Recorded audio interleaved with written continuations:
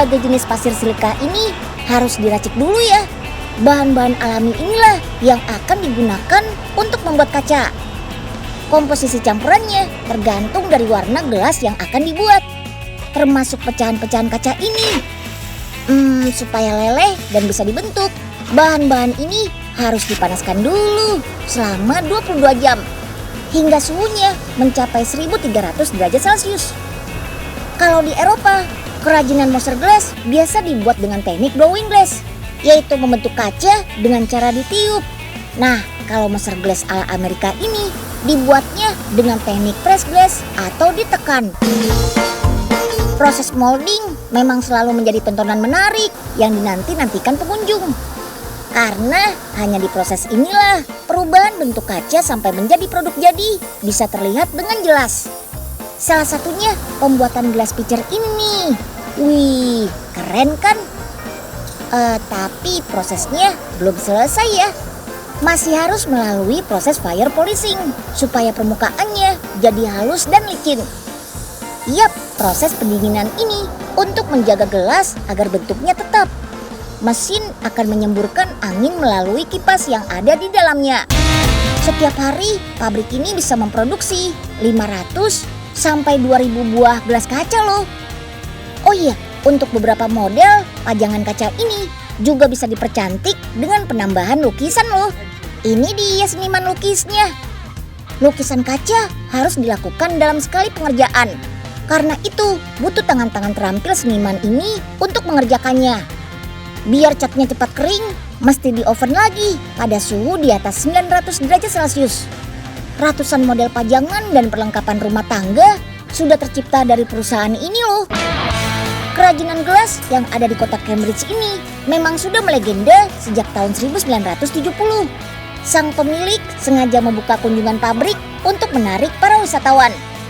Nah, spesial buat yang menghabiskan liburan akhir tahun di rumah saja. Hari ini Unyil ajak jalan-jalan virtual keliling benua merah Amerika dan benua hijau Australia. Kita wisata sembari melihat-lihat aneka produk unik dan khas dari dua negara ini.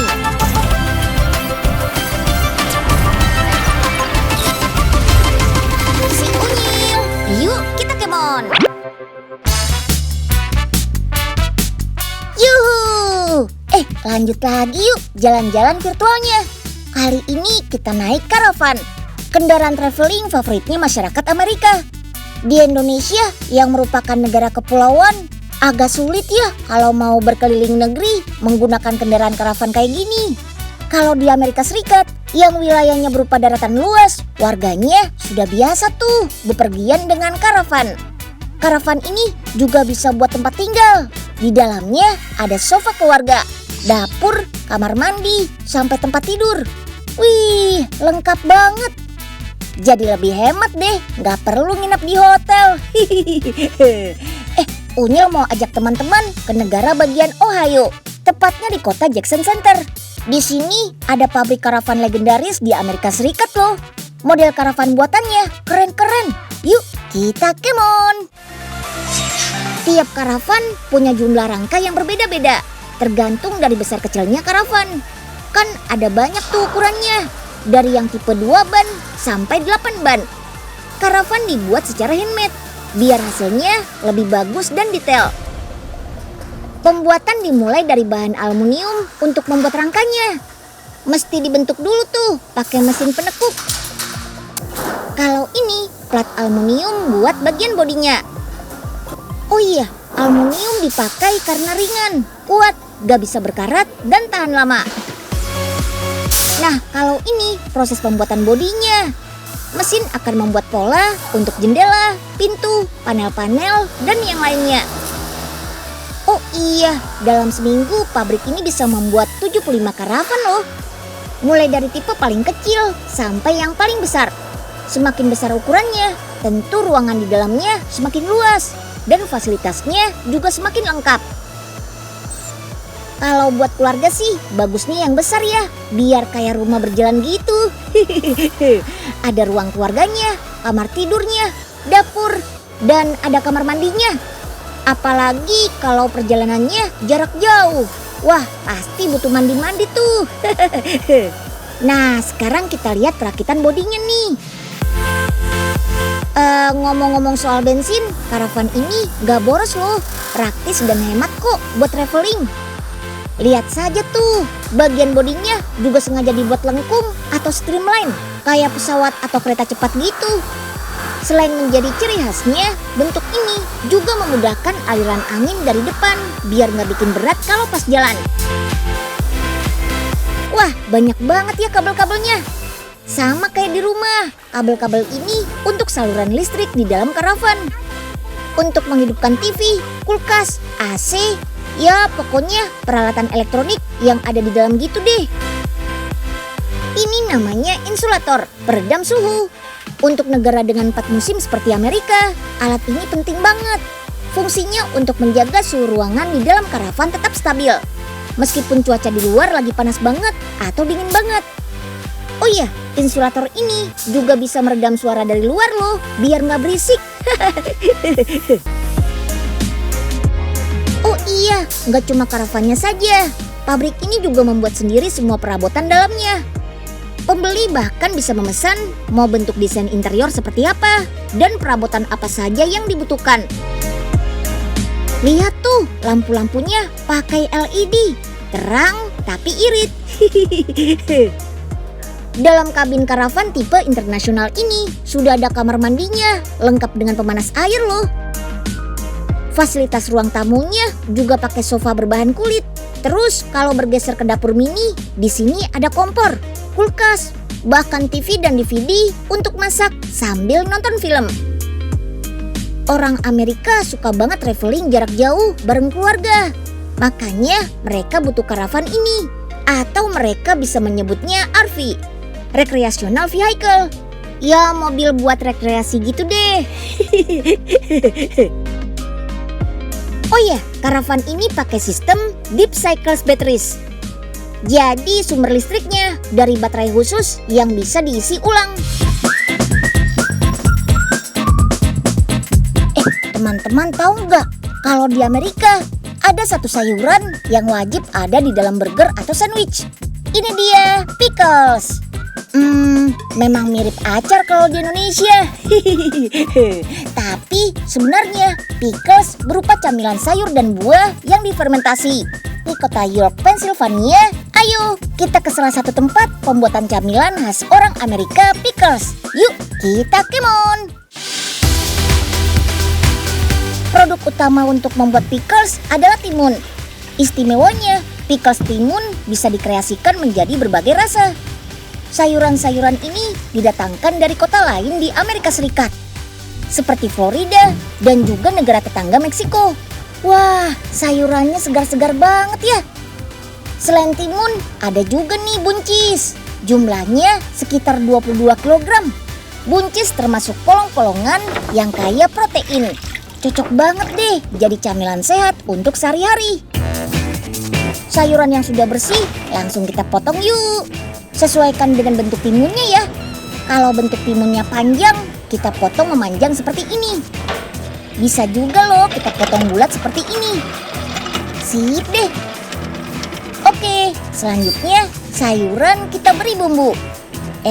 Bukan bumbu halus seperti dimasak ala Indonesia ya. Ada 5 bumbu yang tidak digiling sebagai campuran pickles, yaitu lada, biji mustard, biji dul, lada merah, dan daun dill. Biasanya pickles dikemas dalam toples besar seperti ini. Tapi perlu kita sterilkan dulu ya gelasnya. Nah, ini dia resep kunci membuat pickles. Yap, larutan khusus untuk merendam sayurannya. Larutan inilah yang bisa mengubah rasa, warna, dan bikin sayuran jadi tahan lama. Larutannya berupa campuran air dan garam. Garam inilah yang akan bantu tahap fermentasi sayuran. Garam bisa mencegah pertumbuhan bakteri jahat dan meningkatkan pertumbuhan bakteri baik dalam acar. Selain garam, kita juga bisa pakai cuka untuk fermentasi sayuran ini. Seperti Mr. Rob nih, pakai asam berkonsentrasi tinggi.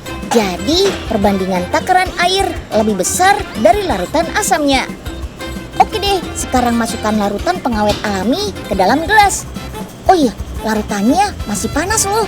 Tidak boleh kurang dari 37 derajat Celcius. Biar bakterinya pada mati. Sip deh, tinggal tutup rapat dan siap kita sterilkan lagi.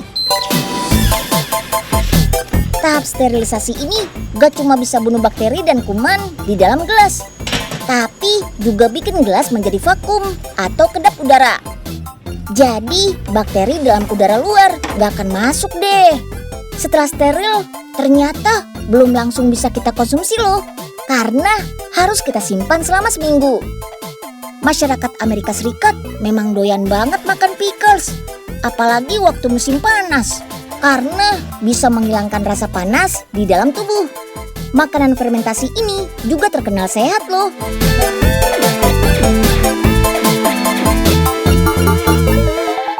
Yuk kita kemon. Kemon, kita aduk madunya hingga mengental. Kemudian masukkan putih telur. Langsung terlihat perbedaan warnanya kan? Selagi menunggu adonan mengembang, kita masak gula cair dalam suhu 150 derajat Celcius. Gulanya jadi kental seperti ini. Adonan madu dan gulanya tinggal dicampur deh untuk membuat permen nougat khas Perth, Australia. Nah, bahan yang harus ada di nugget adalah kacang. Pabrik ini menggunakan kacang almond untuk nuggetnya. Panggang kacang almond selama 10 menit. Ini cara untuk menghasilkan rasa otentik. Kandungan gizinya pun terjaga sempurna. Setelah warna kacang terlihat lebih gelap, tinggal campur deh ke dalam adonan. Sekali buat, mesin ini bisa mengolah 8 kg adonan nugget. Dan ini dia nugget yang sudah jadi.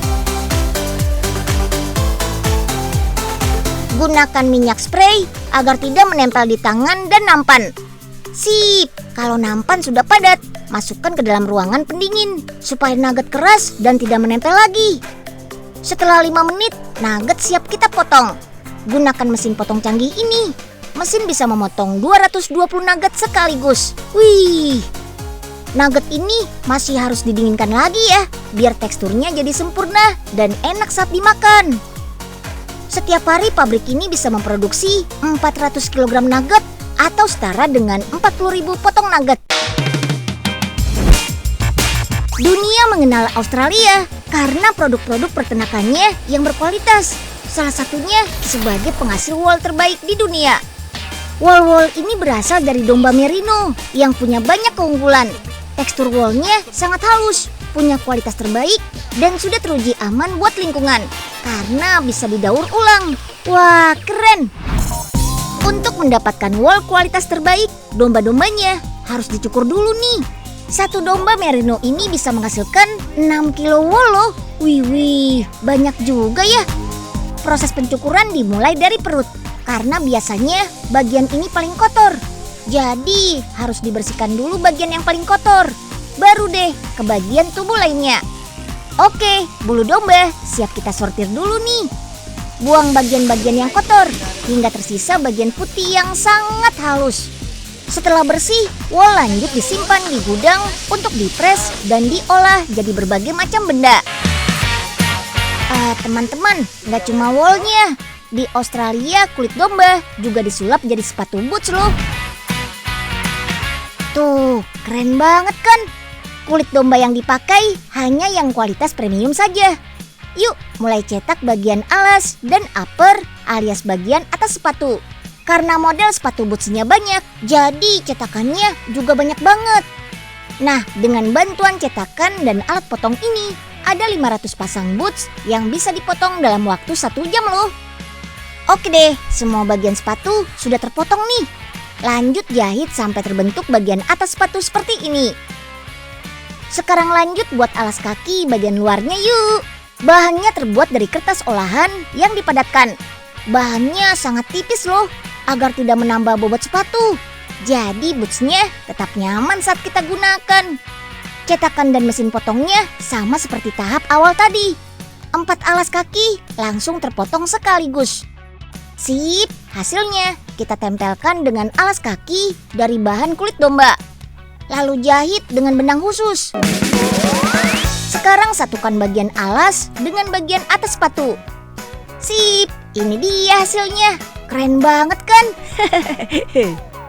Terakhir, tinggal pasang sol karet deh.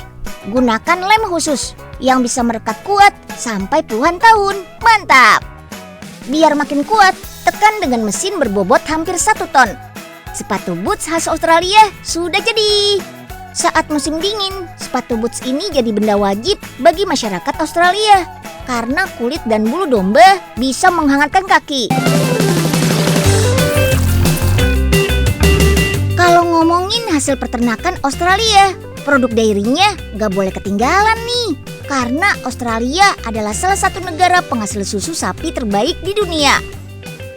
Sapi-sapi perah dibiarkan bebas, berkeliling area peternakan seluas 1 hektar ini. Mereka juga selalu disikat sampai bersih, biar tidak ada kuman dan bakteri yang menempel di tubuh sapi. Setelah bersih, baru deh kita kasih minum. Beberapa anak sapi yang masih berumur 6 bulan sengaja dibiarkan berbaur dengan pengunjung, biar anak-anak bisa bermain dengan anak sapi yang lucu-lucu ini. Oke deh, sekarang kita lihat proses pemerahan sapinya yuk. Sapi-sapinya harus bergiliran masuk ke dalam ruangan perah nih. Perah susunya sudah pakai alat canggih loh. Sekali proses, ada 20 sapi yang dipasangi alat perah otomatis ini. Dari satu alat perah bisa menghasilkan 10 liter susu sapi. Dan hanya butuh waktu 10 menit saja. Itu artinya dalam waktu 10 menit bisa menghasilkan 200 liter susu sapi segar. Wah, banyak banget kan? Nah, uniknya di sini, sapi akan makan selama proses perah. Cara ini ternyata bisa menghasilkan susu yang berkualitas loh. Susu yang terkumpul langsung dialirkan ke pabrik melalui pipa-pipa ini. Susu sapi akan diolah dalam tangki besar ini. Tangki ini panas loh, suhunya mencapai 90 derajat Celcius. Tujuannya untuk mencegah bakteri tumbuh dalam susu. Lanjut ke tahap pengisian. Menggunakan mesin pengisi otomatis ini deh. Kecepatan dan jumlah susu yang harus masuk ke dalam botol sudah diatur otomatis nih. Setiap hari pabrik bisa menghasilkan 10.000 botol susu sapi untuk dijual ke seluruh daerah di Australia. Minum susu sapi itu sangat bagus untuk kesehatan. Kaya kandungan protein yang bagus sekali untuk pertumbuhan anak-anak. Kalsium dalam susu juga jadi zat penting untuk kesehatan tulang.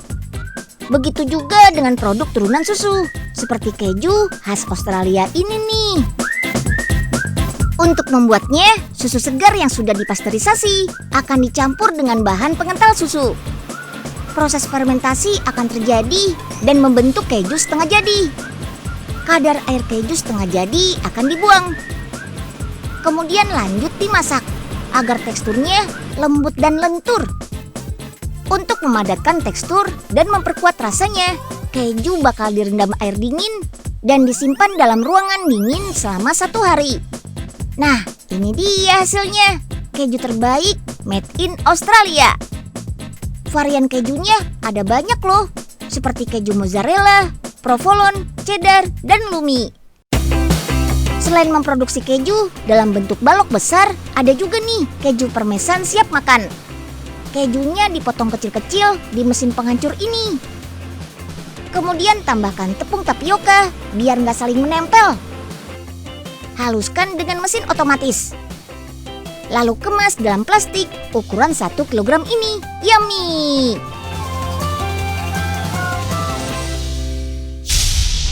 Ayo, makan yang banyak ya domba supaya gemuk. Nanti kalau gemuk harganya mahal deh.